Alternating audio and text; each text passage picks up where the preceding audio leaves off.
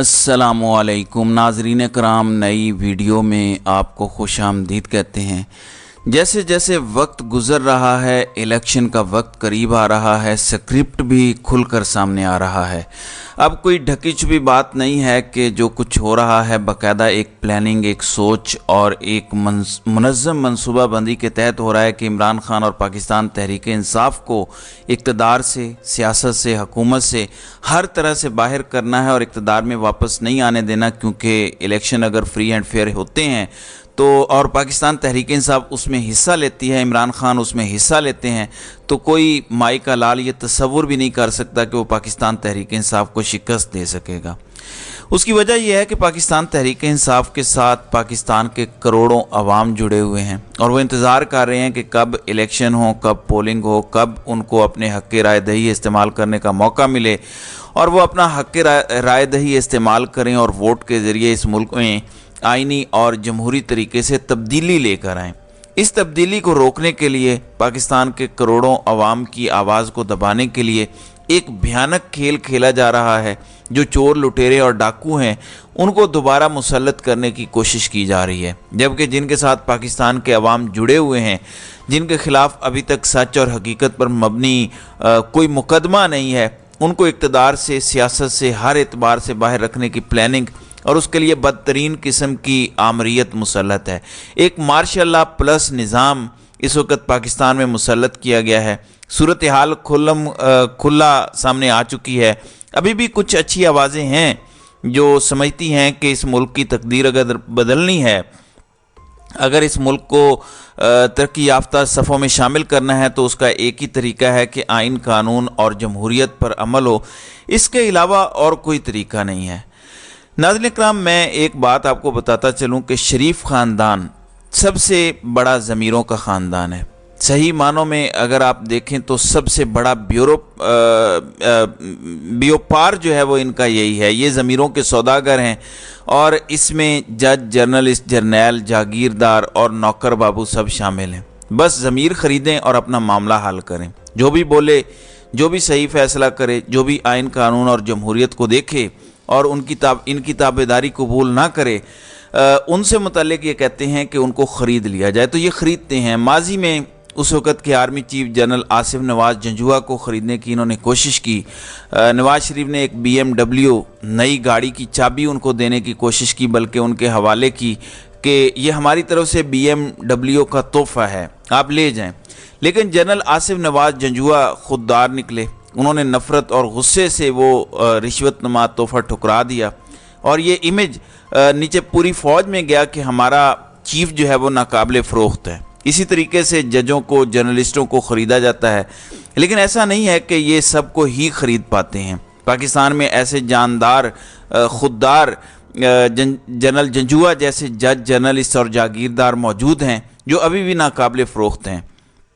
इसी वजह से ये जो थोड़ी सी ऑक्सीजन आ जाती है ये उन्हीं की बदौलत है। उन्हीं जनरल जंजुआ की नवासी हैं खदीजा शाह, जिन्हें 6-7 महीने से जेल में रखा हुआ है। अब जनरल आसिफ नवाज़ जंजुआ का इंतकाम उनकी नवासी से लिया जा रहा है। उनको तोड़ने की कोशिश की जा रही है, उनको ख़रीदने की कोशिश की जा रही है, लेकिन वो अभी तक डटी हुए हैं। अब नाज़रीन इकराम, इस वक्त इस्लामाबाद हाई कोर्ट में समाअत हो रही है साइफ़र केस की।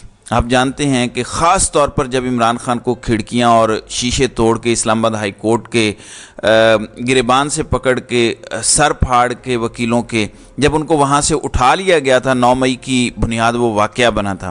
पहले ये काम किया गया, उसके बाद लोग बाहर आए और उसमें फिर तशद्दुद का एलिमेंट शामिल किया गया, जिसकी तहकीकात अभी होना बाकी हैं।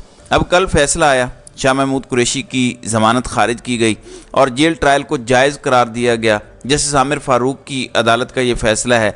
ये फ़ैसला बताता है कि हालात काबू में नहीं हैं। इस्लामाबाद हाई कोर्ट ने जेल ट्रायल ज़्यादा से ज़्यादा अफराद को देखने की सहूलत देने की हिदायत की और जेल हुकाम और हुकूमत सिक्योरिटी को मद्देनज़र रखते हुए ज़्यादा से ज़्यादा अफराद को अदालती कार्रवाई देखने को यकीनी बनाए। जेल सुपरिटेंडेंट यकीनी बनाए कि मुलजिम की इज़्ज़त और वक़ार पर कोई हर्फ ना आए। जेल ट्रायल का मतलब इन कैमरा समाअत नहीं बल्कि ओपन ट्रायल ही है। हर हवाले से ओपन और शफाफ ट्रायल यकीनी बनाया जाए। आइन के आर्टिकल 248 के तहत इस्तिस्ना के केस का इसमें इतलाक़ नहीं होता। ये फ़ैसला भी इन्होंने दिया, हालांकि अभी फ़ैसला होना है, लेकिन इस्लामाबाद हाई कोर्ट ने पहले फैसला दे दिया कि ऑफिशियल ड्यूटी के दौरान लगाए गए क्रिमिनल इल्ज़ामात पर आर्टिकल 248 का अतलाक़ नहीं होता। ये अब क्रिमिनल इल्ज़ामात कैसे हो गए? सेनेटर जो सीनियर कानूनदान हैं एतजाज़ एहसन, हामिद खान, ख्वाजा तारिक रहीम, सरदार लतीफ़ खोसा और बेशुमार वकला हैं, ऑनरेबल रिटायर्ड जजेस हैं जो ये कह रहे हैं कि नहीं होता, लेकिन जस्टिस आमिर फ़ारूक कहते हैं कि नहीं, ये होता है। शाह महमूद कुरैशी को साइफर केस में ऑफिशियल सीक्रेट एक्ट के सेक्शन 9 के तहत गिरफ्तार किया गया, इसलिए कुरैशी साहब पर साइफर केस में जुर्म की हौसला अफजाई और मुआवनत के इल्ज़ामात हैं। ये अब फैसले दे रहे हैं इस्लामाबाद हाई कोर्ट के चीफ जस्टिस, जो इनका राइट ही नहीं है। कानून के मुताबिक जुर्म की मुआवनत करने वाले पर भी उतनी जिम्मेदारी आयद होती है जितनी जुर्म करने वाले पर होती है।